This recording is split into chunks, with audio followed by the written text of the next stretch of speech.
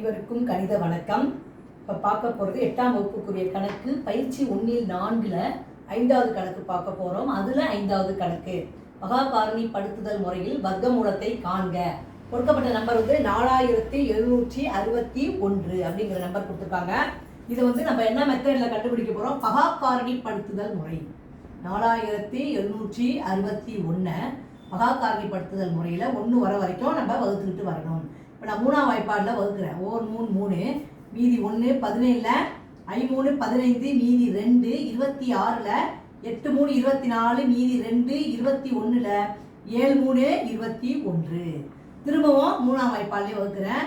5 3 15 2 3 6 மீதி 2 27ல் 9 3 27. அடுத்து பார்த்தீங்கன்னா இந்த நம்பரை பொறுத்த வரைக்கும் 23ஆம் நம்பர் தான் வந்து நம்ம என்ன பண்ணுது, வகுப்படுது. 23ஆல் தான் இது வகுக்கலாம்.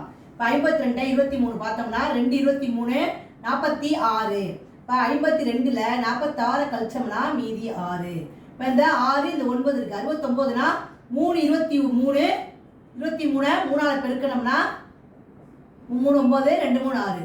அப்போ 23 என்ன வந்துருது, 2 3 6 23. இப்போ பார்த்தீங்கன்னா திரும்பவும் 23 வந்து நம்ம என்ன பண்ணுறேன், 1 ஓர் 23 23. இப்போ பார்த்தீங்கன்னா இப்போ என்னென்ன இருக்குது பாருங்கள். இப்போ நம்ம வர்க்கமூலத்தில் 4761 இஸ் ஈக்குவல் டு என்ன நம்பர் கண்டுபிடிச்சிருக்கோம், 3 × 3 × 23 × 23. இப்போ பார்த்தீங்கன்னா இந்த 2 நம்பருக்கு ஒரு நம்பர் எடுக்கிறோம், 3 × 23. இது ரெண்டையும் பெருக்கணும்னா 3 9 2 6. அப்போ அந்த கணக்குக்குரிய விடை வந்து என்ன கிடைச்சிருக்கு, 69. therefore 4761 வர்க்கமூலம் இஸ் ஈக்குவல் டு 69. ஆன்சர் என்ன கிடைச்சிருக்கு, 69 என்பது இந்த கணக்குக்குரிய விடையாகும். புரிஞ்சுங்களா?